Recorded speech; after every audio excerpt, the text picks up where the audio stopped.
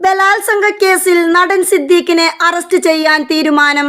ഉടൻ അറസ്റ്റ് ചെയ്യാൻ കൊച്ചി പോലീസിന് ക്രൈംബ്രാഞ്ച് മേധാവി നിർദ്ദേശം നൽകി.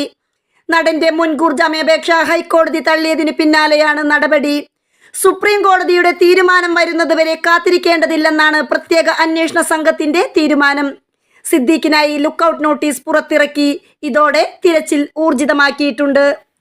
സിദ്ദീഖിനെതിരെ ബലാത്സംഗ കുറ്റം ചുമത്തി തിരുവനന്തപുരം മ്യൂസിയം പോലീസ് കേസെടുത്തിരുന്നു. 2016 പീഡിപ്പിച്ചതായാണ് യുവനടി വെളിപ്പെടുത്തിയത്.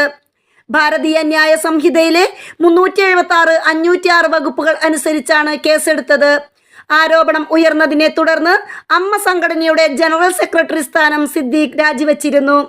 നടൻ സിദ്ദീഖ് ഉപദ്രവിച്ചെന്നും പല സുഹൃത്തുക്കൾക്കും സിദ്ദീഖിൽ നിന്ന് ഇതേ അനുഭവം ഉണ്ടായിട്ടുണ്ടെന്നുമായിരുന്നു നടിയുടെ ആരോപണം.